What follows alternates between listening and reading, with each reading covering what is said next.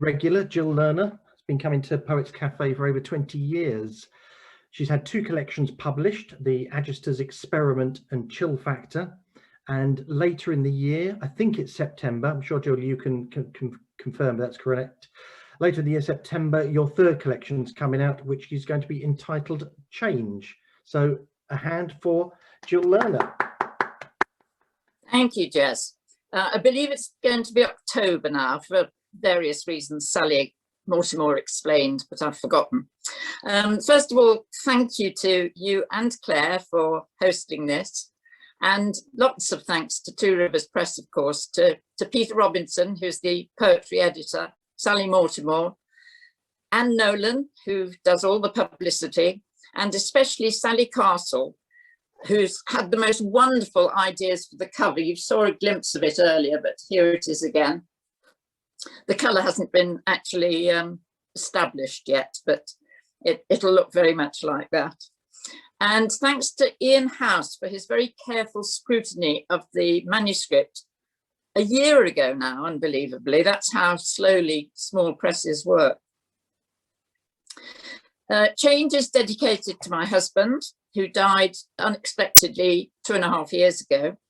And it's in 6 sections.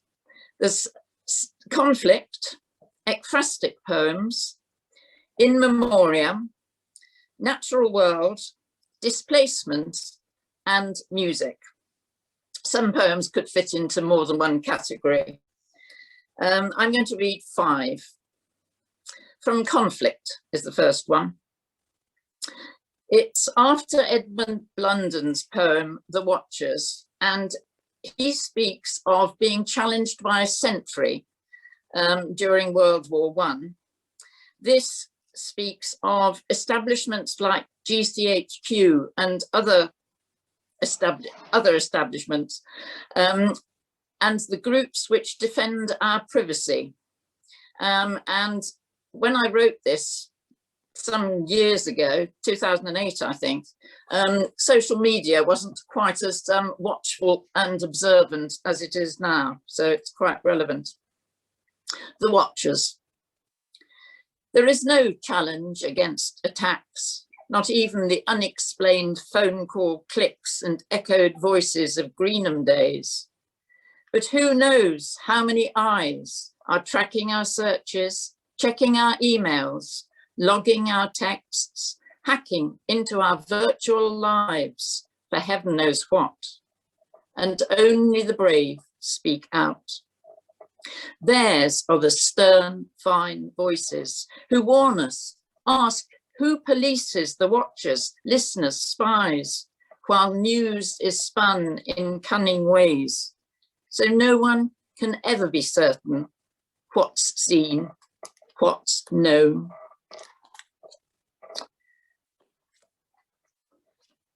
My next poem is from the Natural World section. And it came from a workshop run by the wonderful Leslie Saunders at Reading Museum, based on an exhibition of paintings and prints by A.W. Seeby. Albatross.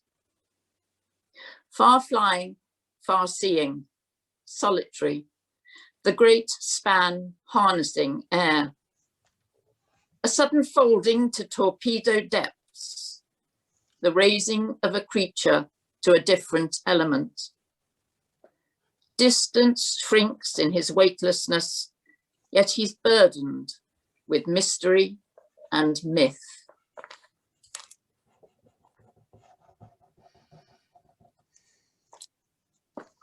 From the displacement section is a poem dedicated to my son, Bruce. And it's really about early family holidays in the Peak District, which he eventually moved to and where he lives with his family now. Our fault for Bruce. On holiday, we'd take a route round Oxford, Birmingham, turn left for Chesterfield's contorted spire, then west across the switchback moor. You sighted kestrels in suspension, buzzards on upward drafts. At last, the guest house on the slopes of Kinder Scout. We puffed up tawny gradients, past gritstone walls, frowned at the downfall's summer skimp. Feet slithered into peaty groughs, scrambled to views from brow and knoll. Hooked by the heart, in your 20s, you went back to study, marry, breed. Your children don't say path, but path.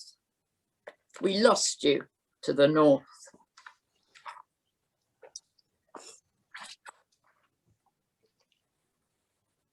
The final section in the book is all about music, which is very important to me. And this particular poem is about the most famous violin maker or luthier of all, Antonio Stradivari, whose workshop was in the district mentioned in the title, district of Cremona. The sound of these instruments is unique and revered, but nobody can work out precisely why. It's got an epigraph from Jo's Boys by Louisa May Alcott. The violin, that most human of all instruments. The mysteries of the workshop in San Faustino. Imagine his hands, nicked and stained, drawing templates to the exact punta. They shape and shave belly, back and neck, sculpt ribs and bouts, fitting them round a mould to be glued and clamped. There'll be stacks of seasoned planks and blocks. To hand, he'll have saws, drills, planes of every size and kind. There'll be hanks of lamb's gut, cured and spun to hum from G to D to A and up to E. Smells thicken the air.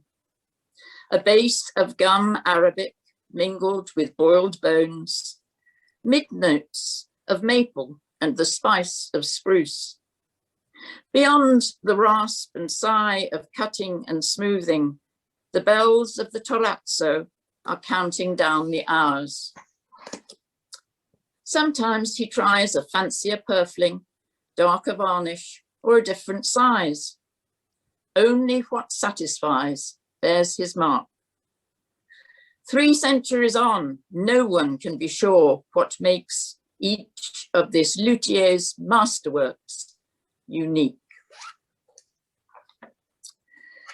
And finally, from the In Memoriam section, as I mentioned, my husband died in July 2018. He loved our holidays, but refused, once he no longer had to, because of work, to go on planes.